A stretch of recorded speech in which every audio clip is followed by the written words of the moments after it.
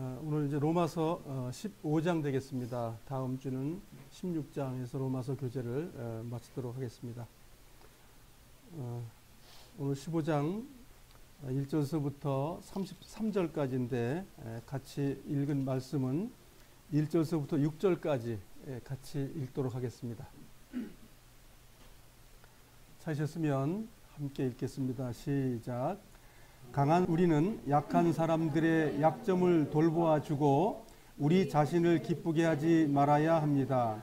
우리 각 사람은 이웃을 기쁘게 하되 그에게 유익을 끼치고 덕을 세워야 합니다. 그리스도께서는 자신을 기쁘게 하지 않으시고 성경에 주님을 모욕한 사람들의 모욕이 제게 임하였습니다. 라고 기록된 대로 사셨습니다. 이전에 기록된 모든 것은 우리를 가르치기 위해 기록된 것입니다. 그래서 우리는 성경의 인내와 위로로 말미암아 소망을 가집니다. 인내와 위로를 주시는 하나님께서 그리스도 예수의 뜻대로 여러분들 가운데 한 마음을 주시기를 바랍니다. 그리하여 여러분 모두가 한 마음과 한 입으로 우리 주 예수 그리스도의 하나님 아버지께 영광을 돌리시기를 바랍니다. 1절서부터 13절까지가 원래 14장하고 이어져 있는 내용입니다. 지금 장절을 나눴기 때문에 우리가 지난주 내용하고 이것이 별개가 아니고 같은 내용을 장절을 1500년경에 만들면서 단지 좀 떨어져 있는 것 같은 느낌. 그렇지만 지금 똑같은 내용을 14장에 이어서 계속 하고 있는 내용입니다. 그래서 15장을 이제 둘로 나눈다면 뒤쪽은 사도 바울의 개인의 그 안부 문제 이렇게 되는 것이고 15장 1절서부터 13절까지는 로마에 있는 그리스도인들에게 당부하는 말씀이 되겠습니다. 제가 칠판에 기록한 것을 정리하고 그리고 교제 나누도록 하겠습니다. 로마서는 교리서가 아니고 이제 생활의 지침서이기 때문에 12장서부터는 주제가 무엇이었죠? 12장서부터는 이 육신의 몸뚱아리가 죄물이어야 된다. 그거죠? 예배드려야 된다는 거죠. 그 예배가 지금 진행되는 과정이 거의 끝마무리에 와 있는 거예요.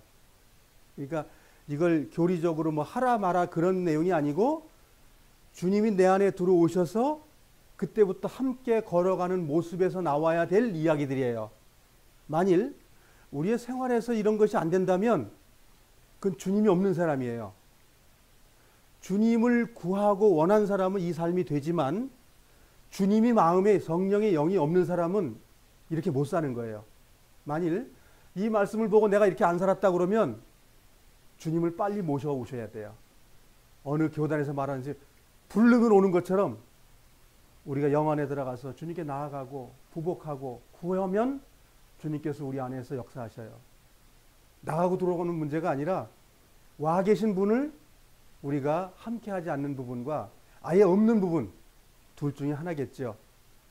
그래서 이 12장서부터는 그 8장 이전에 있었던 그 복음, 그리스도가 보혈을 흘려서 나를 사셨고 나의 주인이 됐다는 것을 고백한 사람들에게는 이러한 삶이 이루어져야 된다는 거예요. 이것이 안 되면 그 나무의 열매를 보고 그 나무를 안다. 근데 그 열매가 주님의 열매가 없어. 그 주님과 같이 안 사는 거예요. 간단한 거예요. 우리가 과거에 많은 집단에서 봤던 그 많은 사람들이 성령으로 살아가는 모습이 있었냐 이거예요. 성령으로 산 사람들은 눈에 보였어요. 아, 저분은 참 그리스도인이야. 그런데 뭐 술이나 마시고 뭐 노름이나 하고 골프로 치나 다니고 그야말로 세상 쾌락을 다 취하면서 하나님은 그림자적으로 산 사람은 주님의 그리스도인이 아니라고요. 결국은 종교인은 될지 모르지만 하나님의 아들 백성은 아닌 거예요. 우리 교재가 이런 말을 하기 때문에 싫어하는 거예요. 아, 예수 믿으면 복 받는다고 말해야 좋은데 성경 그렇게 말하고 있잖아요. 주님 안에 들어간 사람들을 복 받는다. 주님께 순종한 사람 복 받는다지 복 받기 위해서 들어가는 게 아니라 그분의 사랑 때문에 그 사랑에 넘쳐서 하는 생활이라 해야 되지 아 이거 했더니 뭐 저거 준답니다. 그런 성경은 없다는 거 지금까지 배워왔던 내용이 그겁니다. 그러니까 오늘 로마서의 내용은 로마에 있는 그리스도인들에게 마지막 당부하는 내용이 그리 되겠습니다. 이제는 로마서가 대단원의 막을 내리는 시점이 와 있는데 이 두 단락은 14장에서 이어지는 거예요. 즉 말하자면 12장, 13장 같은 내용이죠. 여기까지가 이제 하나의 분기점이 되는 거죠. 여기서부터는 바울의 자기 간증, 사생활, 앞으로 내가 어떻게 할 거야. 이제 로마에 내가 너희들 얼굴을 보여줄 거야. 이제 그 말을 하는 거예요. 그런 내용으로 15장이 기록이 되어 있습니다. 그래서 1절에서 6절까지는 계속 12장서부터 내 몸이 죄물, 이 죄물 이야기를 계속 여기까지 하고 있는 거예요. 그래서 죄물의 생활 속에서 어떤 게 있냐면 연약한 그리스도인들이 있다면 짐을 함께 나눠져라. 짐을 함께 나눠져라. 아예 저 형제 저 자매 저러니까 난 안 만나고 싶어. 그러면 안 된다. 이거. 서로 짐을 서로 쥐어야 되는 거고 너가 왜 내 짐 안 져? 그럼 뭐예요? 그건 강도요. 주님의 마음으로 우리가 사는 거니까 뭐예요? 주님의 마음은 이타적인 삶이에요. 그럴 수 있지. 실수할 수 있지. 이렇게 되는 것이지.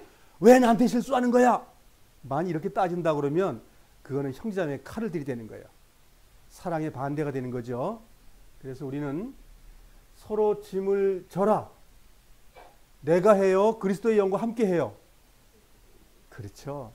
그래서 우리의 선행은 그리스도로부터 나오는 거예요. 오늘 좀 있으면 보겠지만 주님께서 하실 힘을 주시고 우리가 능히 할 일이 내 생활 속에서 나타나는 거예요. 근데 그게 안 나타나면 자기를 사랑하는 거예요. 주님을 사랑하는 게 아니고. 그래서 짐을 서로 져라. 명령문입니다. 안 지면 안 되는 거예요. 그러면 문제가 있을까요? 없을까요? 당연히 있죠. 남편과 아내가 잘할까요? 잘 안 할 때가 많이 있죠. 그 주변의 형제자매들은 항상 잘할까요? 잘하지 않을 때가 있겠죠. 눈이 찌푸려지고 마음이 상할 때도 있겠죠. 그럴 때 뭐죠? 그리스도 영으로 사는 거예요. 능히 이길 수 있다고 그랬어요. 능히 이길 힘을 주신다고. 그러면 못 이긴 건 뭐지요? 내 자아가 너무 강하다 그 얘기예요. 바울은 그렇게 말하고 7절서부터 13절 내용은 내가 이방인들 복음을 전했다. 왜? 내가 하나님의 일꾼 사도가 돼서 하나님이 일을 시키는 것 때문에 내가 지금 그 일을 했다. 그렇게 이제 자기 고백을 하는 겁니다. 그래서 14절에서 21절은 내가 복음을 전한 것은 그리스도로부터 사도의 직분을 맡았기 때문에 그 일을 내가 수행한 거지 내가 한 것이 아니고 내 안에 성령님이 오셔가지고 그분이 나를 통해서 당신이 일을 하셨더라. 그걸 고백하는 거예요. 뭐예요? 의다 터지고 굶주리고 배에서 파손되고 그 모든 것은 내가 육체 고통 당한 것이었지만 내 안에서 그리스도의 복음을 그분이 전했다. 이 간증이 얼마나 위대해요. 그래서 이분은 돌아가서 땅속에 묻혀 있는 것이 아니고 생을 마감할 때 그 나라에 바로 들어간 거예요. 다메섹 도상에서 넘어져가지고 주님 만난 것처럼 3층천에 올라간 것처럼 생을 마감할 때 그분 앞에 가는 거예요. 그래서 빨리 가길 원했죠. 이 땅에 고기를 쓰고 있는 육신 가지고 사는 나 빨리 죽고 싶어 한 사람이 있어요? 없죠. 안 아프게 좀 몇 년 더 살고 싶어. 더 이 땅에 살고 싶어. 더 좋은 게 많은 것 같아. 왜? 그 하늘나라의 천국의 기쁨이 뭔지 모르니까. 이 땅은 성경에 말해 있는 것처럼 말한 것처럼 초로 인생이고 잠깐 왔다 가는 것이고 정말 여행하는 사람이 잠깐 들었다 가는 것이고 그렇게 많은 말을 해놨어도 나는 주인처럼 살고 싶은 거예요. 장막절에 우리 경험을 매년 1년에 한 번씩 하라는 거 아닙니까? 오두막 풀집 쪄놓고 나서 아 인생 별거 아니구나. 영원한 세계를 가기 위해서 내 준비해야지. 그거 지금 말을 해놔도 우리는 뭐예요? 그래도 늙지 않고 더 살고 싶다 이거지. 이 땅에서 더 행복하고 이렇게 하나님도 즐거워하고 세상도 즐거워하고 이렇게 살고 싶다는 거죠. 그러나 성경 그렇게 안 돼 있고 육신이 끝나는 날 영광에 들어가는 거예요. 그걸 영화라고 하죠. 영화 한문으로. 그래서 그 영화를 가기 위해서 바울이 이렇게 애절한 말을 많이 하고 있는 거예요. 근데 이 바울의 말을 안 들으면 결과가 뭐냐 이거예요. 안 들으면 당연하죠. 제가 말 그 참 많이 하는데 듣기 엄청 싫어하더라고요. 많은 사람들이. 그렇지만 성경이 그걸 말하고 있어요. 그래서 우리는 깨우고 경각심을 갖고 자기를 성찰하는 기회를 삼아야 된다는 거예요. 그래서 지금 지난주에 성경에서 우리 배웠잖아요. 자기를 돌아봤는데 자기를 책망할 게 없는 자가 어떻게 된다고요? 하나님이 그걸 기뻐한다고 그랬잖아요. 잘 생각해. 그러니까 우리는 날마다 자기를 돌아봐야 돼요. 내가 잘못한 것이 없는지, 하나님 말씀으로 내가 어긋난 삶을 살았는지 분별해 보라는 거예요. 날마다. 돌아보면 잘못된 게 있으면 어떻게 하라는 거예요? 주님께 나아가는 거예요. 그분은 지금도 우리를 위해서 피 흘려주고 있기 때문에 우리는 항상 죄사함 받을 수 있는 일이 항상 있는 거예요. 내 마음에. 깨어 기도하라는 거예요. 그래서 그리스도인들은 주님은 내가 거룩하니 너희도 거룩해야 된다라고 말할 때 내 거룩을 주님은 요구한 적이 한 번도 없어요. 사람들 성경을 오해해서 그렇지. 그리스도가 내 속에서 그 거룩을 이루기 때문에 그 거룩 내놔봐라 이거예요. 네 거 말고. 아니 남의 거 내놓는 게 얼마나 쉬워요? 예를 들어서 내가 1,000만 원을 지금 누가 갖다 보관해 줬어요. 너 1,000만 원 가지고 있어. 근데 주인이 와가지고 너 100만 원만 달라. 그럼 어려울까요? 1,000만 원 갖다 준 사람이 100만 원 달라고 그러면 어려워요? 하나도 안 오는 거잖아요. 내 거 아니잖아 원래부터. 근데 1,000만 원은 귀한 거예요? 귀하지 않은 거예요? 엄청 귀한 거예요. 근데 주인이 와서 그걸 달라고 그러면 기쁜 마음으로 줘야 되는데 우리는 뭐예요? 안 주고 싶은 거야. 우리의 육신의 속성이 그렇다 이거예요. 하나님은 목숨을 버려서 나를 사랑해서 그걸 주셨는데도 불구하고 우리는 인색하다는 거예요. 그걸 붙잡고 있는 걸 뭐라고 그러죠? 죄의 본능, 육신에 속한 자, 겉사람, 그렇게 표현하는 거예요. 사도 바울이요. 속사람이 날로 건강해지길 바라가지고 육신 것을 어떻게 하길 바라는 거야? 쳐부수길 바라는 거죠. 1,000만 원 다 내놔 그래도 네 여기 있습니다 하고 딱 내놓을 수 있는 그 마음, 그거 안 내놓을 수 있는 마음이 도둑놈의 마음이죠. 네. 그래서 그 사도는 사도직 때문에 얼마나 모진 고난을 당했어요. 이건 제자하고 사도는 다른 내용이에요. 제자하고 사도는 달라요. 근데 제자이면서 사도거든요. 은사를 너무 여러 개를 능력이 많아가지고 4가지 은사를 받았죠. 이분은 4가지 직책을 했다. 우리나라 대통령이 관리하는 말하자면 이제 그 장관들을 임명한다고 그러면 장관 4자리를 혼자서 일을 하고 있는 거예요. 그게 옳은 그 표현이 될 수 있어요. 비유로. 마지막 22절부터 33절 내용은 뭐냐면 내가 로마에 내가 이렇게 서신서를 다 썼지만 로마에 있는 그리스도인들 방문해가지고 너희들에게 내가 그리스도의 복을 함께 누리기 위해서 가겠다. 왜 못 갔냐? 사탄이 못 가게 했나요? 이제 그게 나옵니다. 왜 1장에 가면 내가 너희들에게 여러 번 가려고 했는데 내가 왜 못 가는 줄 알아? 그 답을 이제 15장에서 하고 있는 거예요. 내가 못 간 이유는 내가 지금 주님의 그 사도직을 받아가지고 복음을 전하러 가야 되는데 로마는 복음이 들어가 있는 것이기 때문에 바울이 가야 될 일은 아니에요. 로마는 복음이 전해지고 있기 때문에 자기 터전이 아니야. 그러니까 주님께서 명령해서 복음이 전해지지 않는 곳을 날마다 가야 되는데 그 일을 해야 되는데 로마 갈 수가 없다는 얘기예요. 그래서 일루리곤에 가서 복음을 전하고 나서 마지막 한 군데 있다. 스페인에 가서 내 복음 전하면 내가 할 일 끝. 그렇게 얘기한 거예요. 그러면서 스페인 갈 때 로마에 가서 너희들이 나를 좀 말하자면 선교 회비도 좀 도와주고 우리를 좀 굳건하게 하는 일도 해주고 우리를 좀 스페인에 보내달라. 이러면서 이제 마지막 이제 성경을 마무리하는 거거든요. 로마서를. 그래서 바울의 그 간절한 마음이 들어있는데 이는 사도 바울의 그 사도직이 그를 온전하게 주님의 사람으로 봉사하게 하는 거죠. 즉 말씀에 날마다 순종하는 거죠.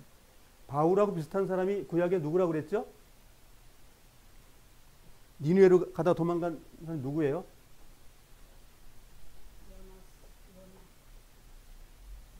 자, 요나가 갔던 그 도시가 아시리아죠.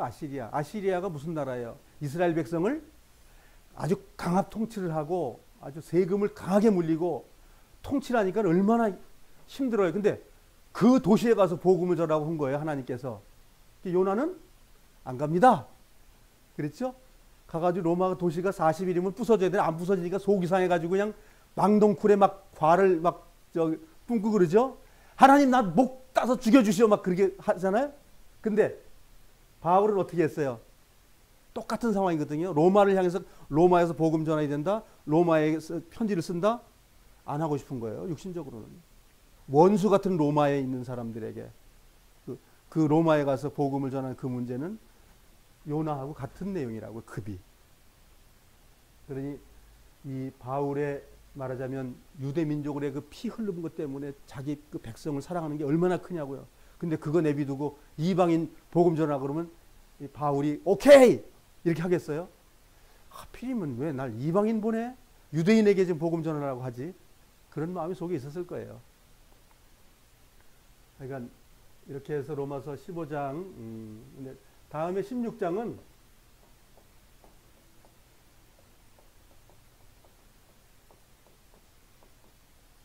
가정교회, 가정모임이 핵심입니다. 16장은. 가정모임 속에서 그리스도의 사랑으로 주님과 동행했던 삶을 살고 있더라는 걸 지금 표현한 내용이거든요. 그래서 그걸 설명해, 이제 다음 주는 가정교회에 대해서, 가정모임에 대해서 다음 주에는 교제합니다. 1절서부터 6절까지가 한 단락입니다.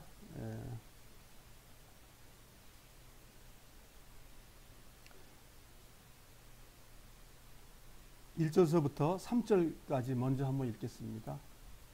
시작. 강한 우리는 약한 사람들의 약점을 돌보아 주고 우리 자신을 기쁘게 하지 말아야 합니다. 우리 각 사람은 이웃을 기쁘게 하되 그에게 유익을 끼치고 덕을 세워야 합니다. 성경에 주님을 모욕한 사람들의 모욕이 제게 임하였습니다. 라고 기록된 대로 사하셨습니다. 이게 이제 시편 69편 9절에 인용한 말씀이죠. 그러니까 예수님이 이 땅에 오셔서 그 자기를 비난하고 모욕하는 내용을 항의하지 않고 다 받아들였다. 그것처럼 우리들에게도 하라고 지금 명령하는 거예요. 근데 누구하고 비교하는 거예요, 지금? 사도 바울하고 같이 비교하는 건가요? 사도 바울만큼 살아라 그런 건가요? 아니면 D.L. 무디만큼 살아라 그 얘기인가요? 아니면 베드로처럼? 아니죠. 예수님이 하신 것처럼 살아요 이렇게 얘기한 거예요. 그럼 우린 처음서부터 안 되는 사람들이야. 그렇죠? 우린 처음서부터 안 되는 거예요. 근데 성경은 겉만 살짝 핥아보고 나서 내가 할 수 있다고 자꾸만 착각하는 거예요. 그러니까 믿음이 필요하지 나의 의지가 내가 의지의 소생의 행위가 필요한 게 아니라는 거예요. 우리가 성경을 우리가 대하는 이유는 뭐냐면 내가 하려고 하는 그 의지의 소산이 아니라 하나님이 내 안에서 능력으로 역사해 주시겠다는 걸 우리가 받아들이는 거거든요. 여기 1절 보면 강한 우리는 약한 사람의 약점을 돌보아주고 우리 자신을 기쁘게 하지 말아야 합니다. 로마에도 강한 믿음을 가지고 있는 분이 있다는 거죠. 그런 사람들은 그 어렵고 힘들고 믿음이 연약한 사람들을 짐을 좀 져보시오. 지금 뭐예요? 사랑하라는 얘기 아니에요? 권면하라는 얘기잖아요. 그러고 나서 그 믿음이 연약한 사람을 위해서 덕을 끼치길 바랍니다. 라고 한 거예요. 덕이라고 그러면 이건 우리가 불교적인 그런 그 단어죠. 덕. 그렇지만 성경에 나와 있는 거예요. 즉, 덕이라고 그러면 뭐 너그럽고 배려가 있고 남에게 해코지하지 않고 어떤 모든 그런 것들이잖아요. 예? 그 선이죠. 한마디만 선. 예? 근데 이것을 우리 힘으로 한다는 것이 아니라 그리스도의 그 능력에 의해서 된다고 성경은 말하고 있는 거거든요. 그래서 여기 행동 강령이라는 게 2절 우리 각 사람은 이웃을 기쁘게 하되 그에게 유익을 끼치고 덕을 세워야 합니다. 그러니까 우리가 해야 될 일이 어떻게 보면 종교적인 일 같잖아요, 이게. 그렇지만 종교적인 것 안에 영적인 생활이 들어있다는 거예요. 그러니까 우리가 이타적인 삶을 살아야 된다고 말할 때 옆에 사람들이 이득을 보는데 이기적인 것은 신앙생활이 아니라고 지금 사도 바울이 말하고 있는 거죠. 근데 어떻게만큼 해야 되냐면 3절 그리스도께서는 자신을 기쁘게 하지 않으시고, 주님이 이 땅에 오셔가지고 기쁘게 안 하셨다는 거예요. 성경에 주님을 모욕한 사람들의 모욕이 제게 임하였습니다 라고 기록된 대로 사셨습니다. 즉 주님은 이 땅에 오셔서 모욕을 당했는데 우리가 주님을 영접한 이후에 주변의 모욕은 우리는 받기 싫어하더라, 그 얘기예요. 그 성경은 그리스도하고 대비를 시켜놨어요. 그리스도하고 나하고 같아야 된다고 지금 바울은 말하고 있는 거예요. 너무 어렵지 않으세요? 참 이렇게 얘기하면 너무 어려워요. 마태복음 20장으로 가보겠습니다.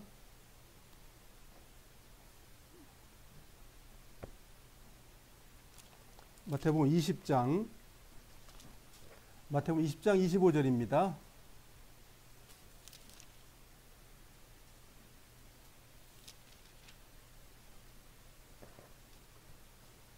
(25절서부터) (28절까지) 같이 읽겠습니다. 시작. 예수님께서 제자들을 모두 불러 말씀하셨습니다. 이방 사람의 통치자들은 다른 사람의 주인이 되려고 한다는 것을 너희가 안다. 그 고관들은 사람들에게 권력을 행사한다. 그러나 너희는 저희들과 같이 되어서는 안 된다. 누구든지 너희 중에서 높아지려면 먼저 섬기는 자가 되어야 한다. 27절. 만일 누구든지 너희 가운데서 첫째가 되려면 너희의 종이 되어야 한다. 인자는 섬김을 받으러 온 것이 아니라 섬기러 왔고 자기 목숨을 많은 사람을 위하여 주려고 왔다. 주님은 이걸 하셨다는 거예요. 근데 우리가 이렇게 하기를 원하셔요? 바울이 말한 내용은 이렇게 하라는 거예요. 육신의 힘을 가지고 이렇게 살 수 있는 분 한 분이나 계신가요? 당연히 없죠. 그러니 주님께서 내가 가면 돕는 보혜사 성령을 주면 너희가 할 수 있다. 이렇게 성경을 말하고 있는 거예요. 근데 성령을 못 받은 사람은 당연히 못하겠죠? 당연히 못하는 거예요. 정말 주님의 영을 받았다면 그는 마음속에 생수의 강이 흘러야 정상입니다. 주님께서 우리 생을 마감할 때 믿음을 볼 수 있겠냐 할 때 많은 사람에게 믿음을 보지 못한다고 말씀을 하셨어요. 무슨 어느 날 뭐 나팔 불 거 그냥 짜자장 하고 나서 그때 뭐 휴거되고 그때 말하는 게 아니고요. 우리 생을 마감하는 자들 중에서 믿음을 소유한 사람을 많이 볼 수 없다. 주님은 그렇게 말한 거예요. 당신을 배반하는 자는 많다는 거예요. 넓은 길로 가는 사람 많아도 좁은 길로 가는 사람 많지 못하다. 많이 볼 수가 없다. 성경 그렇게 말하고 있는 거예요. 세상 사람들은 고관들이 돼가지고 높은 데 차지하는 걸 다 원하는 것처럼 그리스도인들도 이걸 똑같이 하고 있더라 그거예요. 그래서 낮은 데 오신 그분과 함께 그러한 삶을 살지 못한다면 그분의 사람이 아니라는 거예요. 자, 본문으로 가겠습니다.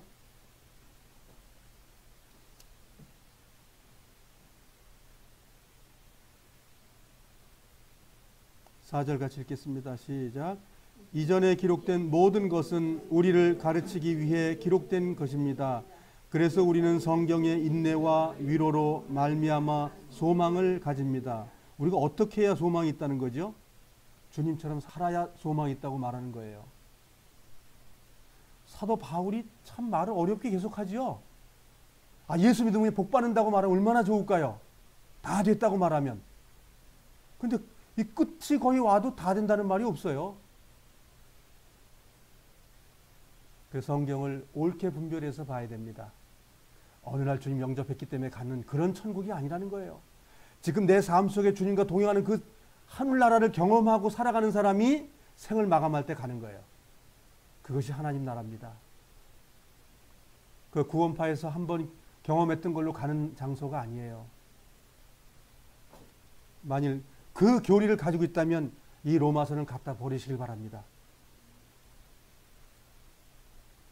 저는 이 성경 읽을 때마다 사복음서에 주님 말씀하신 것도 똑같아요.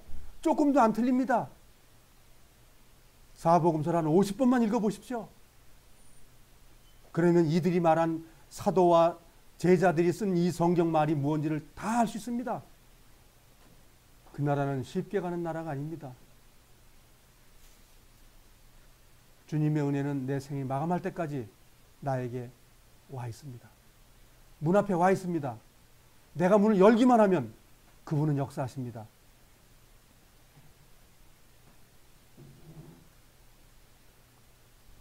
(5절) 6절 같이 한번 읽겠습니다. 시작. 인내와 위로를 주시는 하나님께서 그리스도 예수의 뜻대로 여러분들 가운데 한 마음을 주시기를 바랍니다. 그리하여 여러분 모두가 한 마음과 한 입으로 우리 주 예수 그리스도의 아버지 하나님께 영광을 돌리기를 바랍니다. 여기 누가 하신다고 그랬어요? 그 어려운 거를? 네? 근데 인내와 위로를 주시는 분이 누구라고요? 예, 하나님이에요. 근데 그거 다 받고 계셔요? 어떻게 받으실랍니까? 인내와 위로를 주시는데 어떻게 받을 거냐 이거예요. 주기는 줘요. 바울이 말하는 핵심은 여기 있어요. 내가 아니다는 거예요. 그리스도를 불러오는 믿음이 필요하다는 거예요. 그 온전한 그리스도만 가능하다는 거예요. 즉, 내 안에 오시겠다고 말하고 역사하시겠다고 말하신 그분을 어떻게 하겠냐는 거예요. 그 어떻게 하는 건 내가 하는 거예요. 그걸 안 하기 때문에 신앙생활을 안 하는 거예요. 많은 분들이. 그게 뭐죠? 십자가에 연합된 죽음의 침례 속에 거하는 겁니다. 날마다 나아가는 겁니다. 그러면 하나님은 일하시겠다고 약속을 하신 거예요. 그 약속이 무엇이냐면 요한복음 17장이 그 약속입니다. 모범을 먼저 보이신 거예요. 내가 아버지 안에 있고 아버지가 내 안에 있고 먼저 모범을 보이고 그 다음에 뭐라고 그랬냐면 저들도 나와 같이 되길 원합니다. 그럼 주님과 같이 않으면 어떻게 된다는 거예요? 그는 하나님의 사람이 아니라는 거예요. 이러한 분별이 마음속에 이루어진다면 영적인 사람입니다. 이건 영의 사람입니다. 그것이 천국을 누리는 사람이고, 그런데 그 사람이 죄를 짓고 있어요? 그 사람이 거룩하지 못해요? 그건 성경을 모르는 거죠. 여기는 틀림없이 주님이 주신 마음 때문에 한 마음이 됩니다. 먼저는 누구랑 한 마음이 돼야 돼요? 예수 그리스도와 한 마음이 돼야 돼요. 그 다음에 그 힘이 어떻게 나타난다고요? 형제 자매들 속에 하나 되는 마음이 된다고 성경은 말하고 있는 거예요. 즉, 내 주변에 있는 그리스도인들하고 사랑하게 되고 주님의 이름으로 사랑이 된다 그 얘기예요. 내 힘 말고. 나는 내가 주변에 나를 욕하는 사람에게 나도 욕하고 싶어요. 근데 주님이 역사하시면 원수를 사랑하는 일이 주님으로부터 오는 거예요. 내 육신의 이 성정은 나를 나쁘게 말하는 사람은 당장 칼을 빼서 베드로가 말고의 귀를 자르는 것처럼 나의 영광이신 나의 주님을 잡아가 에라이 칼 먹으라고 딱 잡는 거 아니에요? 우리는 그 마음인데 주님이 돌아가시고 나서 부활생명으로 말씀이 와 있을 때 베드로의 그 은사가 받았을 때 다 끝나버렸잖아요. 우리도 그래야 됩니다. 바울은 어려운 말 하고 나서 그 다음에 뭐라고 말하죠? 얘야 네가 하는 게 아니고 네 안에 그 큰 능력을 그 능력을 좀 발동을 시켜봐. 바울은 이렇게 말하고 있습니다. 그것이 뭐지요? 그것이 그리스도의 은혜입니다. 네가 하는 게 아니고 네 안에서 성령님이 하신다니까. 왜 그거 모르고 왜 그거 안 하고 있어? 바울은 그렇게 책망하고 있는 거예요. 근데 제가 말하면 그래요. 박장근이가 책망한대요. 그게 거짓말 아닙니까? 성경이 그렇게 책망하고 있는데 그 책망 듣기 싫으니까 그가 말한 박장근이가 나쁘다고 얘기하고 있는 거예요. 근데 그 말대로 하면 나빠요? 저는 돈 내란 말도 안 했는데 주님께로 가고 성경 많이 보라고 말했는데 제 말이 나쁘진 않잖아요. 그래서 성경은 15장 5절 6절이 뭘 말하고 있는 거예요? 내가 너희 안에 너희가 내 안에 있어 많은 과실을 맺으라 그 말이잖아요. 성령의 열매 성령의 과실 맺혀지잖아요. 안 맺으면 그거 안 산 거예요. 주님을 구하지 않는 거예요. 성령으로 살아가지 않는 거예요. 자기 육신의 속성으로 살아가는 거예요. 원망과 시비로 살아가는 겁니다. 거기에 열매가 없죠. 주님의 마음을 품으라고 했잖아요. 사도 바울이. 주님의 마음을 품으면 원수를 어떻게 하라고요? 사랑하라고. 근데 어디서 배웠어요? 주님한테. 그거예요. 그렇게 나고 나면 누가 영광 받는다고요? 내 아버지께서 영광 받으신다. 나로 인해서 열매가 맺어지면 아버지가 영광 받는다. 이 땅에 우리가 하나님을 찬양한다고 입으로 하나님 찬양합니다. 그 찬양 말하는 거예요? 그 찬양은 입에 붙어 있는 소리의 찬양이고 삶의 찬양을 원하신다는 거예요. 주님의 사람이라면. 그래야 되면 하나님은 영광 받으신다. 그겁니다. 요한복음 17장으로 가겠습니다. 요한복음 17장 21절입니다.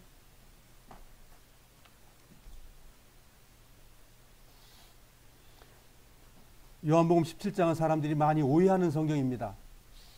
요한복음 17장은 뭐 하나님이 어쩌고 아들이 어쩌고 그걸 얘기하려고 하시는 게 아니에요.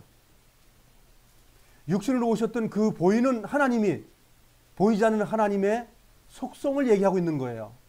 이걸 삼위일체 하나님 있는 사람들이 이걸 가지고 끄집어가지고 그냥 하나님 따로 계시지 않냐고, 아들 예수님이 지금 기도하고 있지 않냐고, 하나님 따로 있고 아들 따로 있다고 자꾸만 얘기하는 그 말이 아니라고요. 이것은 이 17장은 영적인 말을 하고 싶어서 지금 하나님이 말씀하시는 거예요. 이 말이 무슨 뜻이냐면 아버지 안에 내가 있고 내가 아버지 안에 있는 것처럼 이 땅에 있는 나를 영접한 예수를 영접한 그리스도인들이 그렇게 하나 되길 원한다. 그 말이에요. 그것이 그 이야기가 핵심이란 말이에요. 이게 결론이라고요. 그렇게 안 되면 예수님이 하나님 앞에 완전히 순종한 것처럼 그들도 순종되길 원합니다. 이것이 목적이에요.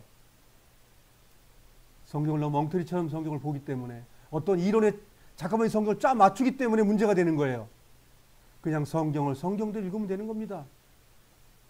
자, 21절, 22절 같이 읽어보겠습니다. 시작. 아버지께서 제 안에 계시고 제가 아버지 안에 있는 것 같이 믿는 사람들이 다 하나가 되게 하여 주시고 그들도 우리 안에 있게 하셔서 아버지께서 저를 보내셨다는 것을 세상이 믿게 하여 주십시오. 우리가 하나인 것 같이 그들도 하나가 되게 하기 위해 아버지께서 제게 주신 영광을 이 사람에게 주었습니다. 자, 이제 여러 가지 말이 나오는데 먼저 그리스도인 누구와 하나가 돼야 돼요? 예, 예수님과 하나 돼야 되는 거예요. 예수님과 하나 되는 건 그다음에 뭐죠? 예수님과 하나 된 결과가 하나님하고, 즉 여기서 말하는 아버지라고 부르던 그 아버지하고 하나. 그러면 아들을 하나님하고 하나, 또 아버지하고 하나, 뭐 두 개의 하나를 만들었습니까? 삼위일체의 그 맹점이에요. 그냥 한 하나님과 우리는 연결되어 있는 거예요. 두 하나님이 아니고. 그리고 그것으로 인해서 그 다음에 뭐가 된다고요? 형제 자매들과 또 하나가 된다, 이렇게 말하고 있는 거예요. 즉 그건 간단한 거예요. 내가 너희를 사랑한 것 같이 너희도 서로 사랑하라. 새 계명 그 얘기한 거예요. 이 17장에 대해서 주님의 마지막 기도를 삼위일체 하나님 발견하기 위해서 읽지 마시고 한번 다시 집에 가시면 자세히 한번 읽어보세요. 내가 어떻게 주님 안에 들어가고 주님 안에서 어떻게 살아야 되는 것을 지금 말하고 있는 거예요. 되지도 않는 무슨 삼위일체를 여기다 끄집어내가지고 전부 다 이 진리를 지금 엉뚱한 데로 가는 거예요. 본문으로 가겠습니다. 이 15장 1절서부터 6절까지가 사도 바울이 영 안에서 사는 얘기를 한 것이고, 그 다음에 이제 7절서부터는 이제 사도 바울의 이제 변론이 나타납니다. 7절, 8절 같이 읽겠습니다. 시작. 그러므로 그리스도께서 여러분을 받으신 것처럼 여러분도 서로를 받아들이십시오. 이것이 하나님께 영광이 되는 길입니다. 내가 여러분에게 이 점을 말씀드리겠습니다. 그리스도께서는 하나님의 진실하심을 드러내시고 하나님께서 우리 조상들에게 하신 약속을 확증하기 위해서 할례를 받은 사람들의 종이 되셨습니다. 예. 자, 예수님이 그렇게 해서 이런 결과가 나온 것처럼 너희들도 영적인 사람으로서 죄물이 되면 그런 생활이 되는 거야. 이 말하고 있는 거예요. 그런데 여기서는 그렇게 안 했으면 열매가 안 맺었고 그렇게 된 사람 열매가 맺었다. 그 말하고 있어요. 7절. 그러므로 그리스도께서 여러분을 받으신 것처럼 여러분도 서로를 받아들이십시오. 그것이 하나님께 영광이 되는 길입니다. 내가 하나님하고 하나 됐다면 형제자매랑 하나가 돼봐. 그러면 하나님 영광 받아. 그 말 한 거예요. 그리고 8절. 내가 여러분에게 이 점을 말씀드리겠습니다. 그리스도께서는 하나님의 진실하심을 드러내시고 하나님께서 우리 조상들에게 하신 약속을 확증하기 위해서 할례를 받은 사람들의 종이 되었습니다. 이스라엘 땅에 오셔가지고 예수님께서 종이 되셨다는 거예요. 3년 반 동안에 종의 신분으로 삶을 사셨다는 거예요. 그렇다 그러면 우리 남아있는 이방에 사는 그리스도인들을 너희도 이렇게 살아야 된다. 그 말한 거거든요. 어떤 힘으로? 그리스도의 영의 힘으로. 그 얘기입니다. 9절로 가겠습니다. 자, 9절서부터 13절까지는 이방인 너희들 못하는 게 아니야. 구약 성경에 보니까 너희들도 할 수 있도록 다 돼 있어. 이렇게 지금 말하고 있는 거예요. 그래서 9절서부터 13절 내용 자체가 뭐냐면 구약을 보니까 내가 이방인의 사도였는데 이방인들 보니까 너희 다 하고 있어. 그 얘기하는 거예요. 구약에 보니까 다 믿음으로 되는 거야. 안 된다고? 이방인이기 때문에 안 된다고? 유대인처럼 말씀을 안 받았어? 뭐 예수님께서 이방을 통해서 나지 않았어? 그게 아니다. 그런 변론을 13절까지 하고 있는 내용입니다.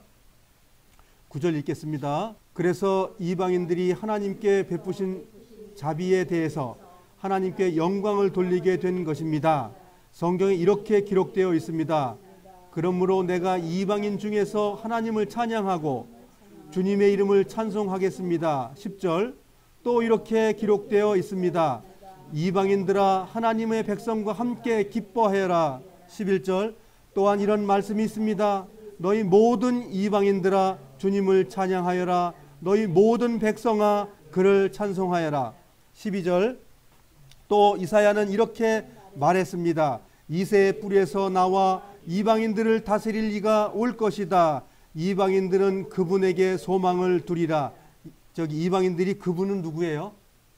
예수 그리스도, 나의 구세주. 그분을 기뻐하고 찬양하게 된다. 구약에 써 있다는 거예요. 그러니까 너희들이 찬양하는 거 당연하다 그거예요. 찬양하지 못하면 큰일 난다는 거죠. 13절 같이 읽겠습니다. 시작.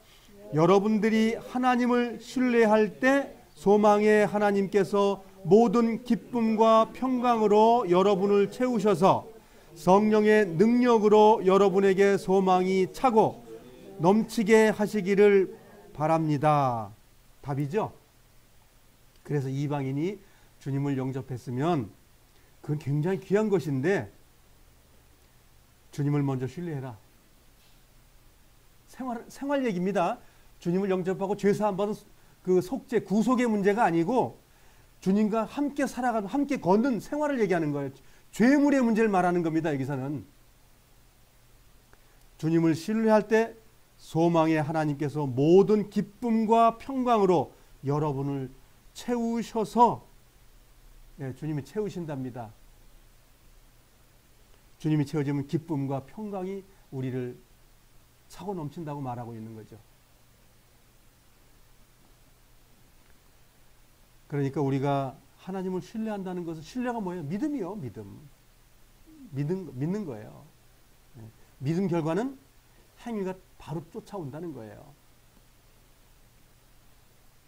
자, 세 번째 단락은 14절서부터 21절이 한 단락입니다. 이 한 단락은 이제 사도 바울께서 내가 이방인의 사도가 됐다. 내가 이러한 걸 말하기 위해서 내가 사도가 된 거다라고 말하고 있죠. 14절 읽겠습니다. 시작. 나의 형제 자매 여러분, 나는 여러분이 선함이 가득하며 완전한 지식이 있으며 서로 권면할 만한 능력이 있다고 확신합니다. 이제 로마에 있는 그리스도인들이 이방인들이 지금 이렇게 믿음 안에 있다면 너희들은 말씀할 수 있고 능력이 있고 서로 도울 수 있는 일이 된다. 이렇게 말했어요. 15절 읽겠습니다. 그러나 하나님께서 내게 주신 은혜 때문에 여러분이 기억해 주기를 바라는 마음으로 몇 가지 일에 대해 담대하게 이렇게 글을 씁니다. 이제 로마서를 쓰는 내용에 대해서 설명을 하고 있는 거죠.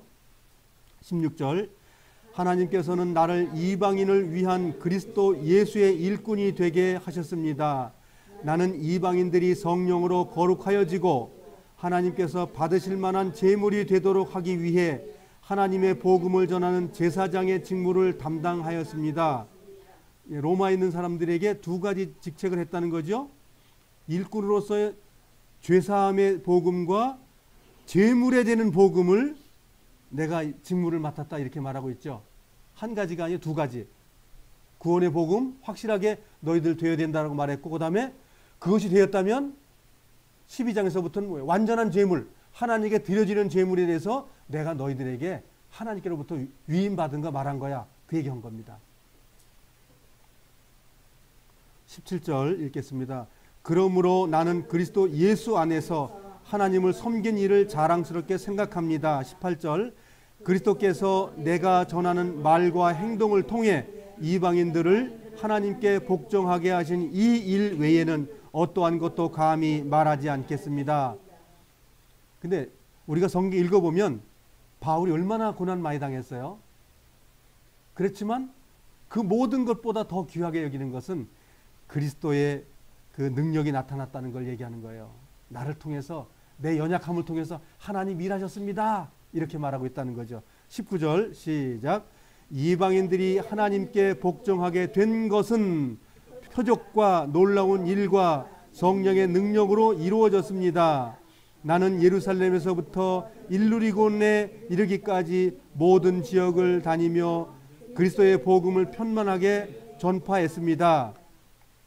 지금 바울이 이제 그 복음을 전하게 될 때 이 글을 쓴 내용은 고린도에서 글을 썼고요.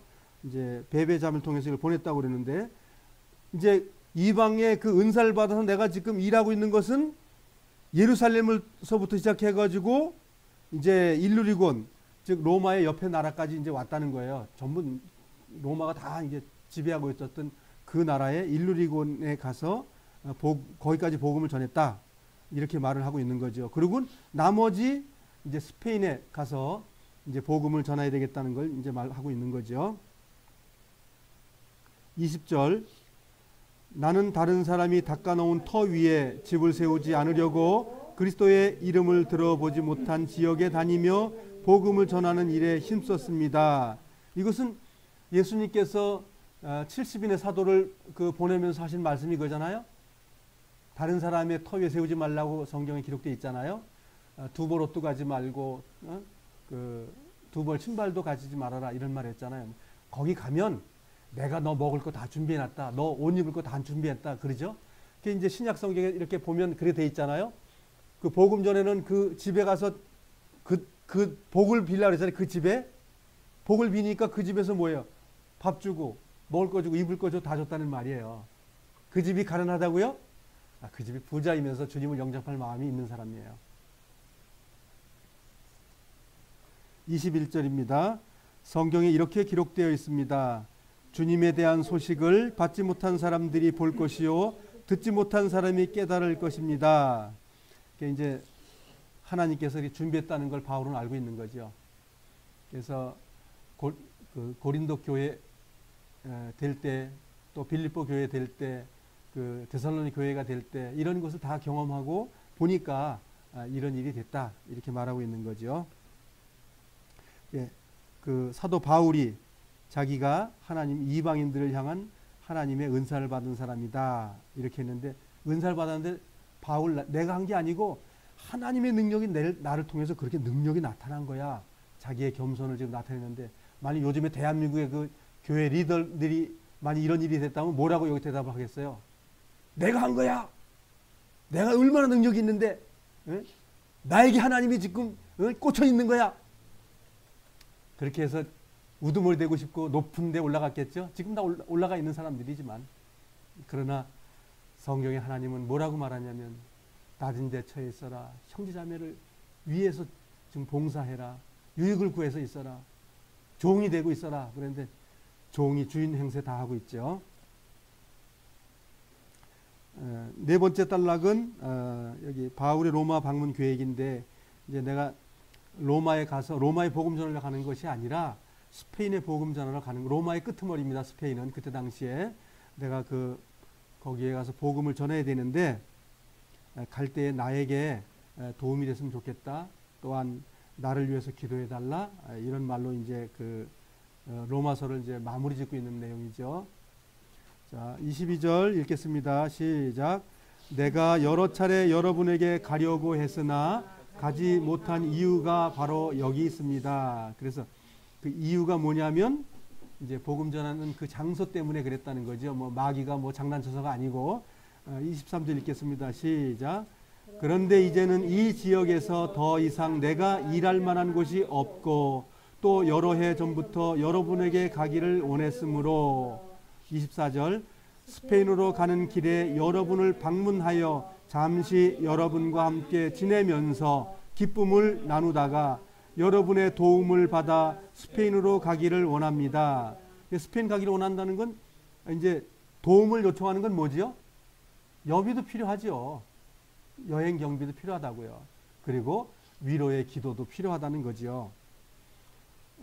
그래서 그 로마서 1장에서 가기를 간절히 원했다는 말을 1장 서두에 비추고 있는 내용인데 왜 못 갔냐면 이것 때문에 못 갔다는 거죠. 계속 복음 전해야 될 장소가 있기 때문에 아직 못 갔는데 이제는 거의 로마에 갈 수 있는 여건이 만들어졌다. 이렇게 말하고 있는 사도 바울의 변명이죠. 변명보다도 상황 설명하고 있는 겁니다. 25절 읽겠습니다. 그러나 지금은 예루살렘에 있는 성도들에게 구제 헌금을 전하러 예루살렘으로 가는 길입니다. 26절 그것은 마게도냐와 아가야 사람들이 예루살렘에 있는 가난한 성도들을 도우려고 기쁜 마음으로 구제 헌금을 마련하였기 때문입니다. 예, 이 말씀은 고린도 후서 7장 8장에 나오는 내용이죠.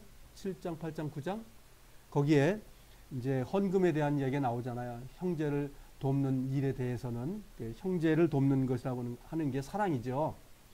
예루살렘의 식구들은 알지도 못하지만 예루살렘이 6년 기근 때문에 어려움에 처해 있을 때 구제 헌금을 마게도니아와 아가야 교회들이라고 말하면 마게도니아 근처에 이제 빌립보 교회가 있었고 데살로니가 교회가 있었죠. 그 다음에 아가야는 이제 아가야의 이제 큰 도시를 얘기하는 건데 거기에 그 본도 교회가 있었고 고린도 교회가 있었죠. 그런 교회가 있는데 그 교회들이 헌금을 모아가지고 이제 바울과 일행들이 그 돈을 가지고 이제 예루살렘에 이제 가서 그 어려운 형제들에게 그 쓰기 위해서 교회에 갖다 주는 그 일을 하고 와서 가겠다. 그런데 이 말이 쉽게 가겠다가 아니라 2년 걸려서 그 약속을 지키게 되는 거죠. 예루살렘에 갔다가 붙잡혔잖아요. 그렇죠? 그런데 거기서부터 로마까지 가는데 2년 걸렸어요. 2년 걸려서 가가지고 로마에 있는 그리스도인들하고 교제를 하게 됐죠. 27절 읽겠습니다. 시작. 그들이 기쁜 마음으로 헌금을 했지만 사실 그들은 예루살렘 성도들에게 빚을 진 사람들입니다. 이방인들은 유대인들로부터 영적인 복을 나누어 가졌으므로 물질적인 것으로서 유대인에게 나누어 줄 의무가 그들에게 있습니다. 그러니까 이제 로마에 말할 때 이렇게 말하는 것은 지금 로마에 있는 그리스도인들에게 뭐라고 말하는 거예요? 지금 너희들도 예루살렘 식구들을 위해서 말하자면 헌금할 의무가 있는 거야. 이렇게 말한 거죠. 너희들이 하나님의 사람이라면 예루살렘의 어려운 사람들을 위해서 생각해달라, 기도해달라 그 말이죠. 28절입니다. 그래서 나는 예루살렘에 있는 가난한 성도들에게 돈을 가져다 주는 일을 마치려 합니다. 유대인들은 이방인들이 주는 이 열매를 받을 것이라고 나는 확신합니다. 이 일을 다 마친 뒤에 여러분에게 들렀다가 스페인으로 가려고 합니다. 자, 여기서 유대인들이 이방인들이 도와주는 걸 받는다는 거예요? 안 받는다는 거예요? 원래는 안 받는다는 거예요. 왜 안 받아? 개 같은 하나님 없는 백성이 주는 걸 받아? 당연히 안 받는다는 겁니다. 그들이 주는 게 더럽다는 거예요. 근데 예루살렘에 있는 그리스도인들은 그렇게 생각하지 않는다는 걸 지금 비춰주는 거예요. 너희들이 주는 걸 유대인들 안 받잖아. 그거 알고 있는 거예요. 이방인들은. 다 알아요. 우리가 돈 줘도 저 사람 안 받을 거야. 그런데 예루살렘에 있는 그리스도인들은 이방인하고 하나님께서 받으셨기 때문에 이방인들이 주는 헌금을 기쁘게 받을 거야 라고 지금 변명해 주고 있는 말이에요. 이해되시죠? 예. 그러니까 이스라엘에 있는 유대인들은 안 받지만 유대인 그리스도인들은 받을 거야. 그렇기 때문에 헌금해도 돼. 그 말입니다.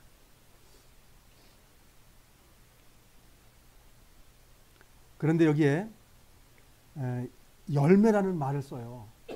이방인들이 다른 그리스도인들을 알지도 못했지만 그들을 위해서 헌금을 한 것은 열매라고 해서 열매가 누가 일한 거죠?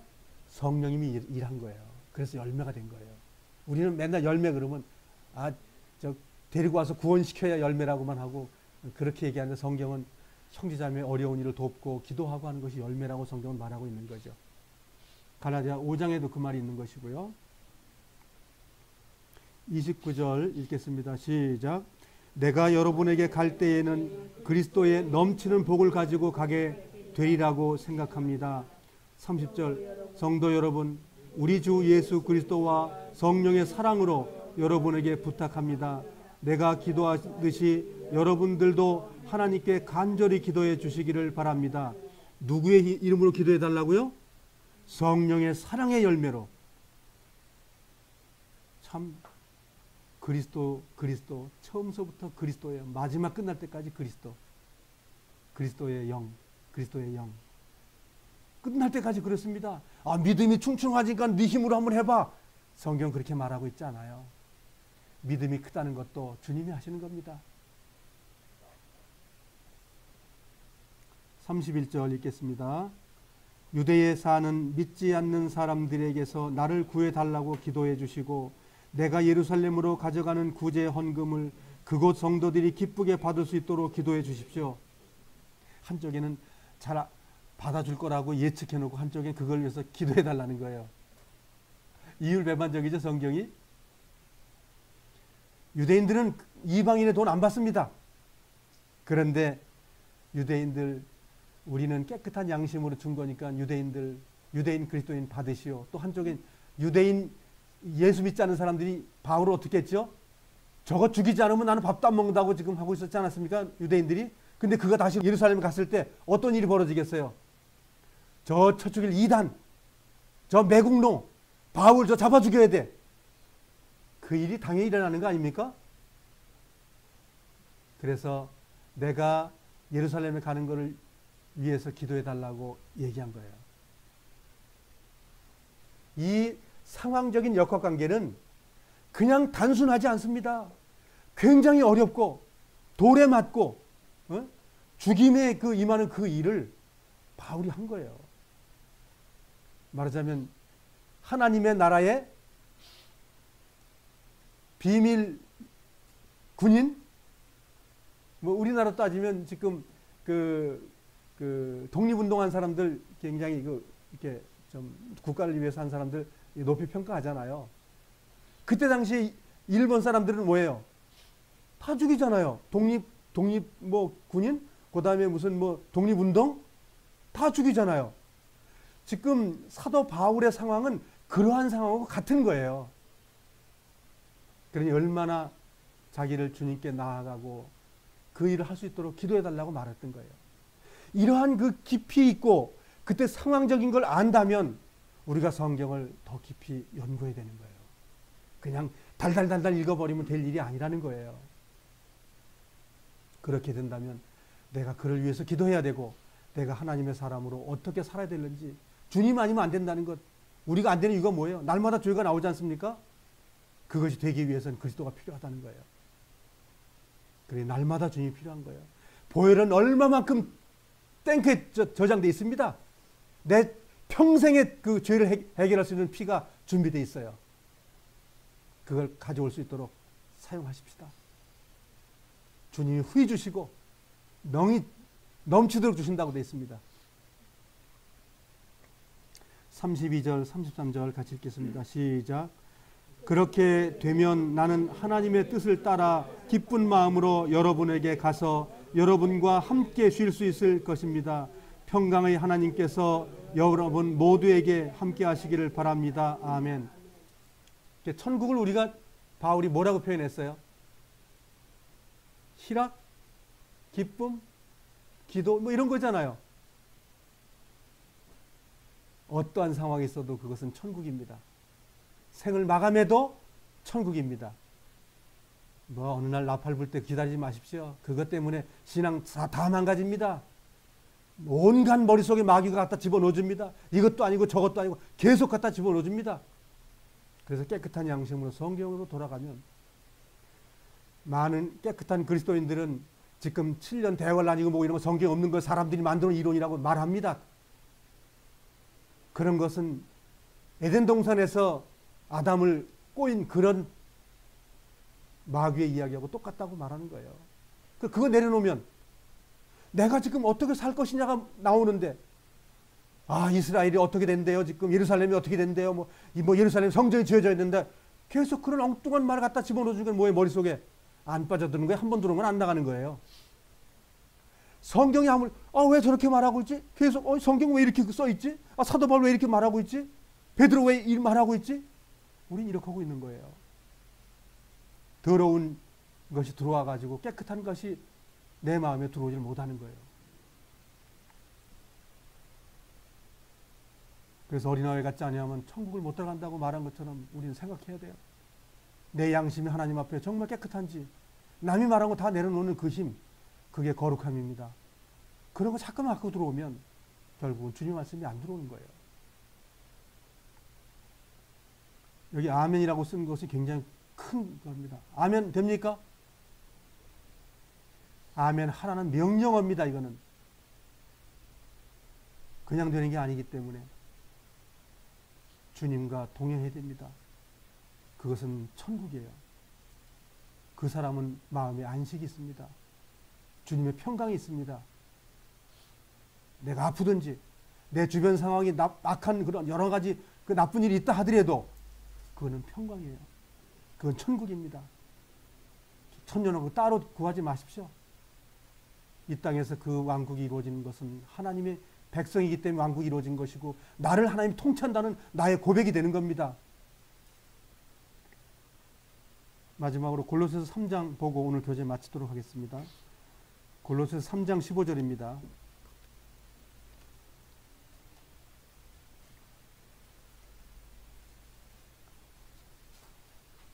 골로새서 3장 15절서부터 17절입니다. 시작.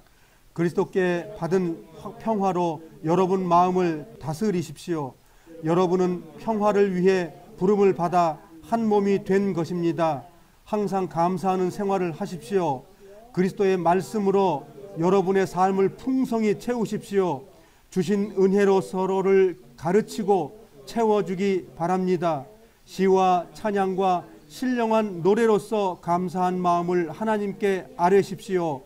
여러분은 모든 말과 행동을 우리 주 예수님을 위해 하는 것처럼 해야 합니다. 하나님 아버지께 이 모든 것으로 말미암아 감사를 드리기 바랍니다. 그리스도께 받은 평화라고 말했습니다. 예수님께서 제자들에게 어떻게 하셨죠? 3번의 평강을 얘기했습니다. 그걸 누가 받아야 될 것이죠? 내가 받아야 될 것입니다. 주님을 사랑하는 사람들이 받아야 될 것입니다. 그걸 받았습니까? 제 말이 아니고 주님이 지금 성경을 통해서 말하고 있는 거예요. 받았습니까? 라고 물으면 뭐라고 얘기해야 돼요?